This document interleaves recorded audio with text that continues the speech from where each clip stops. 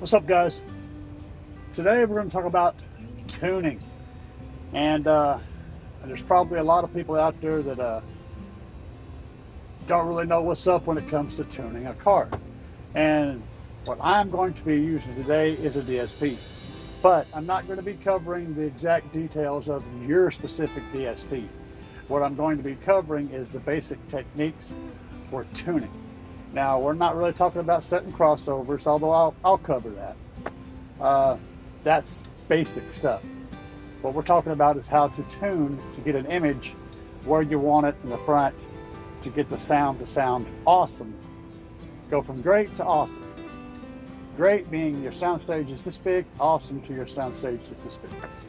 And how to do that, the basic techniques which you can carry over into whatever DSP you're using or whatever system you're using.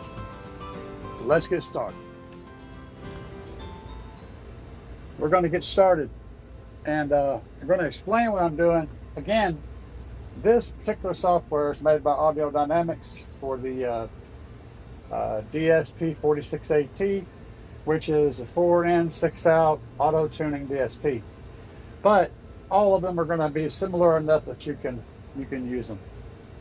So to start out with, your basic stuff, you're going to need to set your frequency cutoff, which is your crossovers, so that we don't have any unwanted frequencies going to each individual speaker. Now this is channel 1, which is my driver's side door. This is channel 2, which is my passenger side door. Both of these I have set at 100 hertz low end with no cutoff up here, so it'll play everything all the way up. Go away, the Microsoft crap.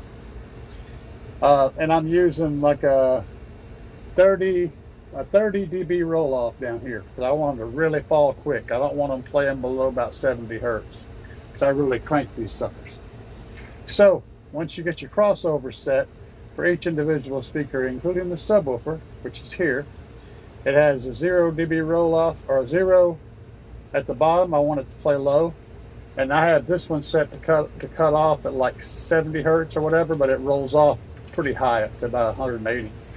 And the reason is because I'm not playing any strong mid bass in the front. So I'm using the subwoofer to compensate for that. We're not going to do time alignment right now because I've already done it, and I'm going to maintain that. The thing I want to teach you guys about is how to move those frequencies. So right now, you probably can't, but these are my graphic. This is my EQ for channel 1.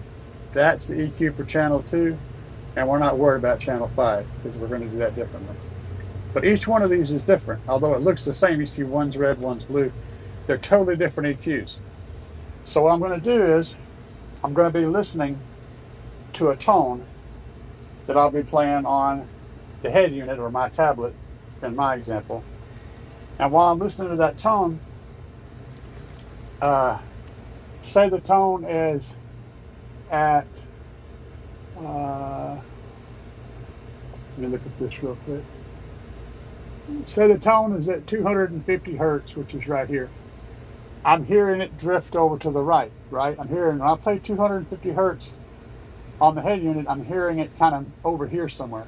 So what I want to do is I want to go to 250 hertz and on channel 2, which is that side, and I want to move that one down.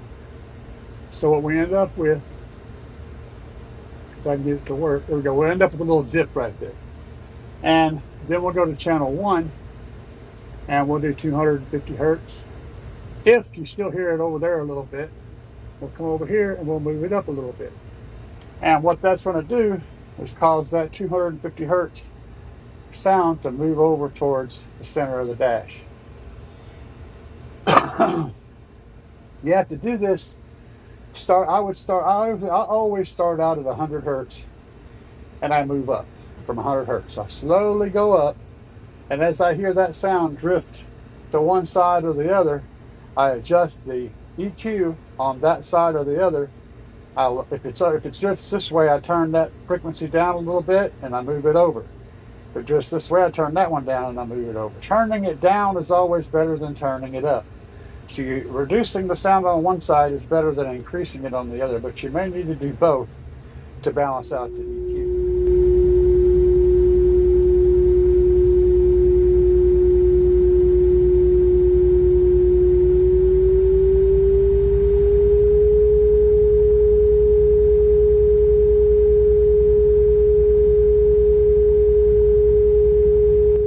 Now, when you get done running the full suite, and I like to run it up to about 2,000 hertz. After that, it gets really hard to stand it.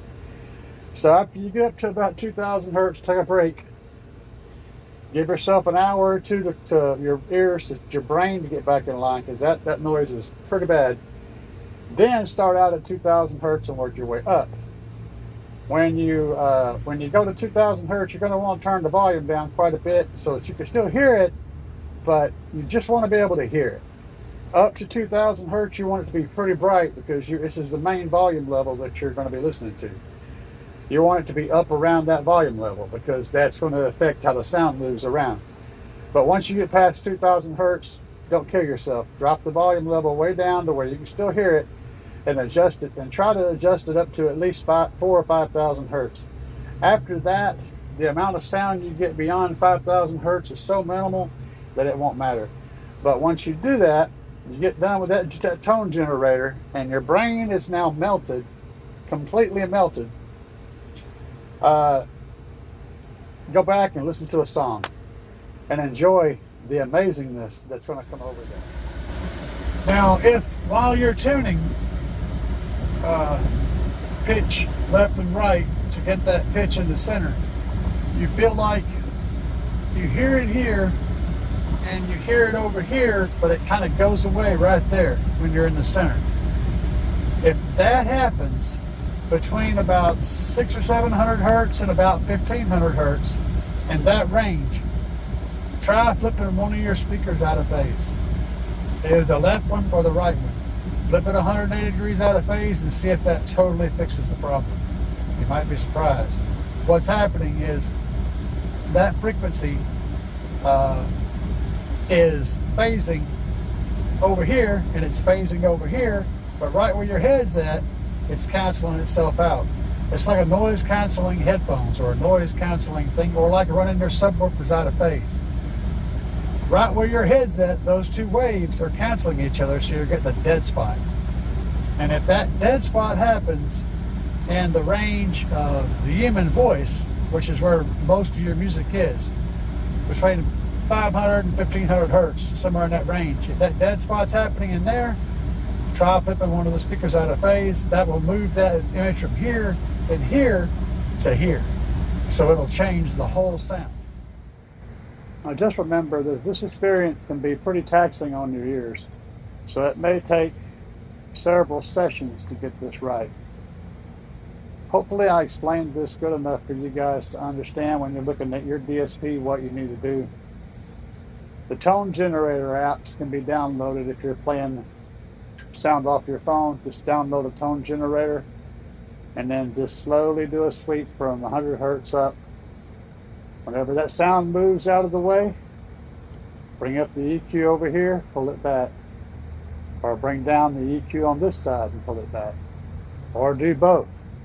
When you get done moving the sound back into your sound field on each of the pitches, when you get done with that and you give it a listen, and it all sounds like it's up here in front of you, then pull up your main EQ and EQ the whole system as a whole. Bring up the sounds you want, bring down the sounds you don't. You'll have an amazing sound image in front of you, and you'll be blown away by how different your system sounds than when it did before. Hopefully this was helpful.